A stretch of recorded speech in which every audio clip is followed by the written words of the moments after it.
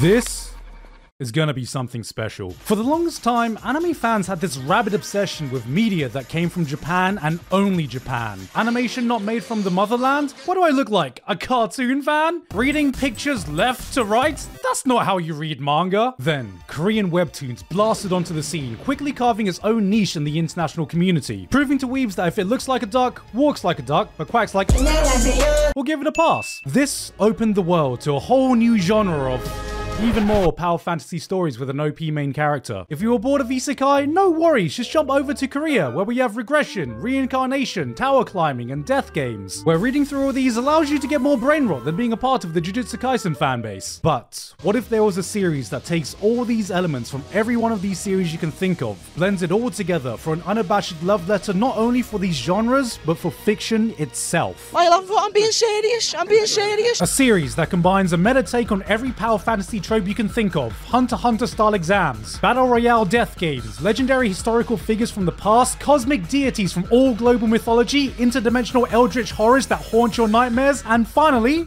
Twitch streamers. And this is one of the most important aspects of it. I'm being serious. So grab your popcorn, fasten that seatbelt, hang on to your knickers, because today we're talking about Omniscient Reader's Viewpoint.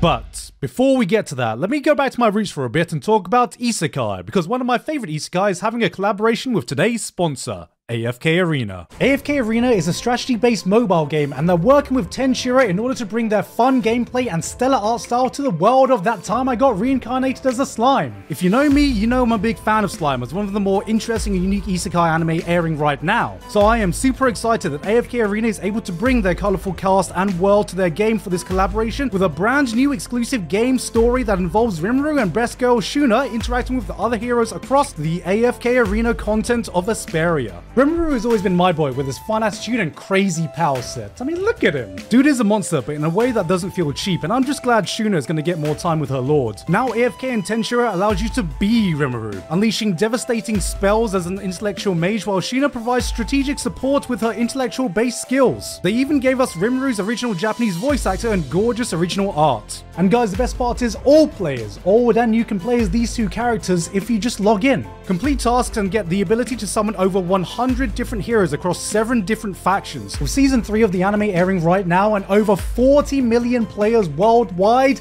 this is the perfect time to get in on AFK Arena, guys. So, what are you waiting for? Click that link in the description to download AFK Arena today and play as the best slime. Thank you very much to AFK Arena for sponsoring me today, and with that said, back to the video. Kim Dokja is a nobody.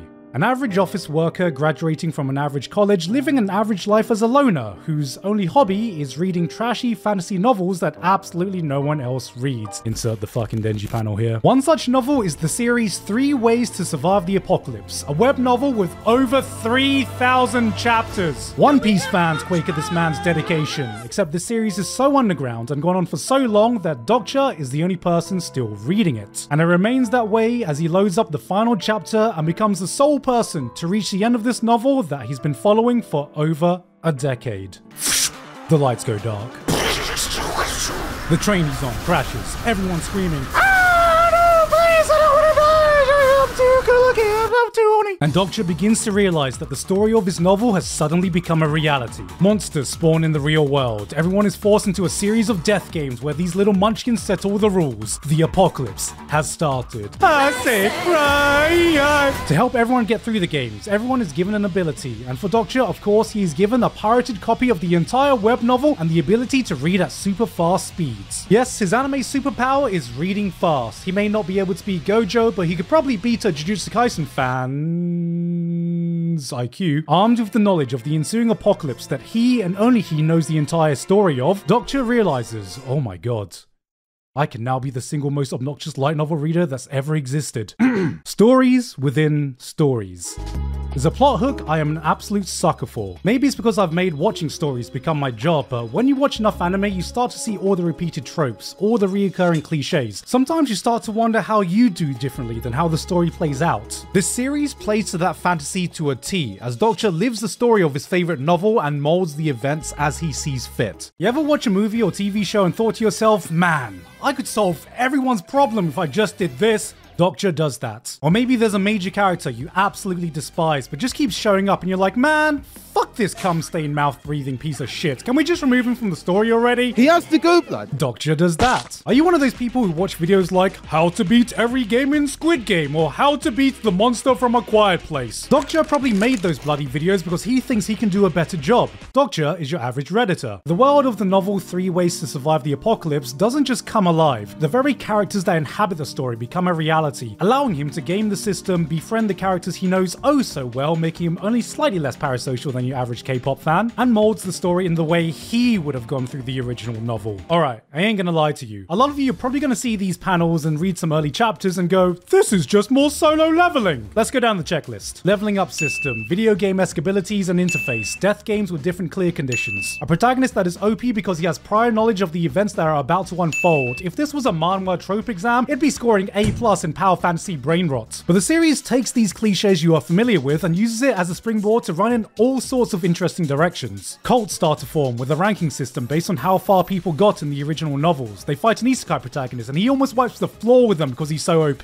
Doctor meets the actual main character of the original novels and he's everything you'd expect. He's cool, calm, good looking, ruthless, perfect on the surface in every way. When this motherfucker pisses, it's probably in laminar flow. But it turns out, from the perspective of someone who's not a named character in the original story, he's kind of a dick. He's ridiculously powerful because he's a regressor who can respawn at the beginning of the story every time he dies. Hey, I talked about regression manhwa here if you can't remember. But what that means is that he's become this nihilistic arsehole who doesn't care for anyone who can't help him progress further than the last run. And he gives up on the world at the slightest unforeseen obstacle because, well, what's the point when he can just start all over again? To the point where he gets depression from the disconnect he feels with the world. So, after hearing this, Doctor slaps the shit out of him, goes hashtag not my protagonist and tells him, bro, can we just skip the emo character arc this time? Yeah, the series is meta as hell. And here's the thing, meta anime is something I have a soft spot for, but only in those rare cases that the author actually takes the effort to make something interesting out of it. Most of the time you just see a quick fourth wall break or a self-referential joke.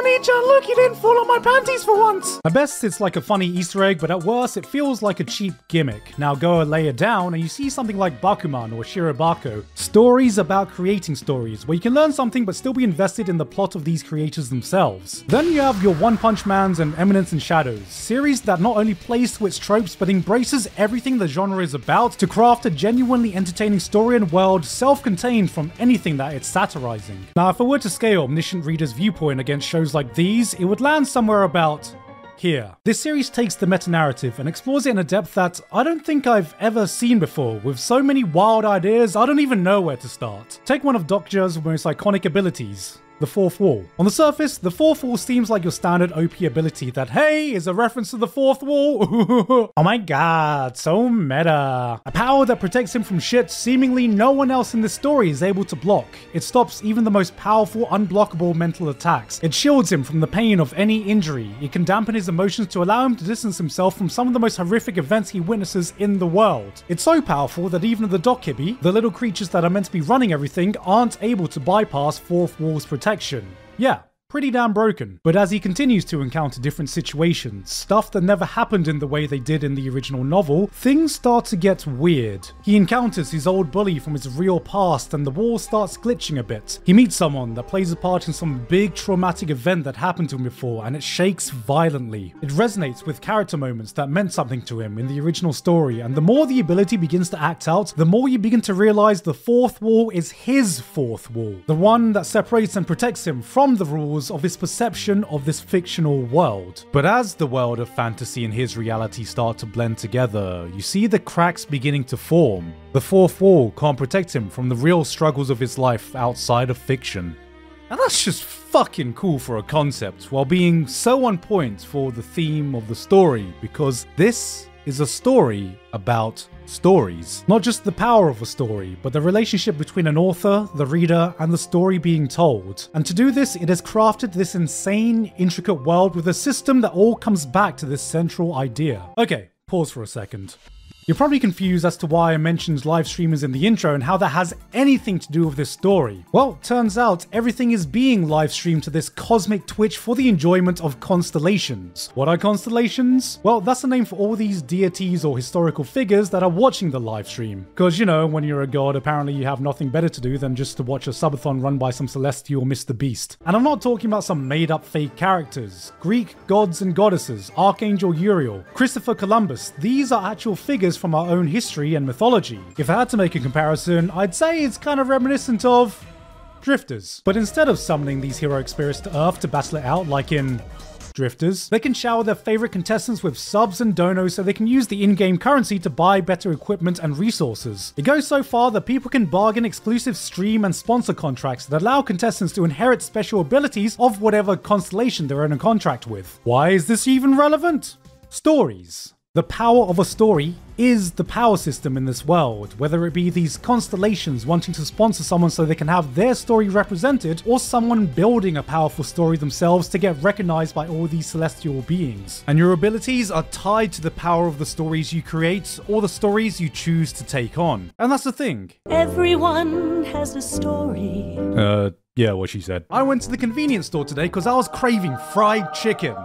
They were out. That's a story, not a powerful one, unless of course you know the pain of being deprived delicious Lawson's fried chicken. What is it that makes a good story? How do you craft something that will resonate deeply with an audience? And what if your strength was correlated to the strength of your own personal story? Will your story include some grand historical feat, an epic sea battle, or will it become the stuff of legends, passed down through generations, eventually transforming into something mythical? It's a system based on anything and everything you've ever seen in fiction, and if that's not one of the coolest concepts for a power system you've ever heard of, I don't know. Go back to doing sign language with Naruto or some shit. Now I've just spent over 11 minutes. Thank you, Alan, trying to convince you that Omniscient Reader is different. It's not like other power fantasy manhwa, and I'm here to tell you, it's not. For a very long time. Credit where credit is due. Doctor is far more likable than your typical bland, self-insert, overpowered protagonist. He has great chemistry with the various cast members, but for a very long stretch of the series, it tries to present you with the idea that he's just an ordinary dude, an underdog, overshadowed by the actual protagonist of the novel. He's just like you for real. Yet we can clearly see that he's really smart, charismatic, a natural leader who knows the solution to every problem no matter what the scenarios throw at him. One of the running jokes to keep him grounded is that everyone thinks he's just really ugly, and bro, if this dude is meant to be ugly, I might as well commit Alt F4 in my life right now, because what fucking hope do I have? It takes quite a bit of commitment before the series even starts to show its hand. We are 200 odd chapters in right now, and only recently have some of these characters been put in interesting situations that challenge their worldview, or had bombshell revelations that give us an insight behind what makes these characters tick, and yet all this time I feel like we are just at the start. This is a series based on a completed web novel with 551 chapters, and we are just about a third of the way through of the story and have yet to fully get into the meat of it. Every novel reader I've seen has said it only continues to get better, wilder, paying off all the characters and systems to elevate it to a whole new level. And while the last thing I want to do is make smug novel readers feel more superior than they already do, the series has shown enough shades of greatness, set the foundation for so many interesting things that I'm actually inclined to believe them. But as for right now, to me, Omniscient Reader's viewpoint has just been the ultimate love letter for the genre I can't seem to get away from. An amalgamation of all your isekais, regressions, death games, power fantasy stories that so many people write off, but with a drive to try and do so much more. And if you have the patience, my gut is telling me that we're witnessing a series that is about to evolve into something truly special. Or I'm wrong, and we just get cool OP man kicking ass with fantastic art and cool action. That's win-win in my books. Hey guys, hope you enjoyed that video. Thank you very much this month to Author Curtis Eckstein, Basil, Dysfunctional Degenerate, Flabberwocky, Jonathan Thick, Mike 808, Bisaka12315, Payne Patchett, Pony Stark, Shouting Zombie, Watergeist VT, and everyone else on my Patreon for helping to support me for this month and making this video possible. Okay guys, there you go. I actually went through with a promise to make a video I said I was going to make. Shout out to the 3 people that remember the Big 3 Part 2 rant from 10 years ago. But yes, I swear this is the end of my manhwa brain rot journey so far. Honestly, if you're going to read any of the titles I've mentioned in my previous manhwa videos, this is it. I have a good feeling about this one. I only think this is going to get better and better. Oh, and if you don't know, I'm going to be at AX next month. So if you're around Anime Expo in the California, LA area, then hope to see you there. Anyway, though, that's it from me for today. I've been Gigguk, and I'll see you all next time.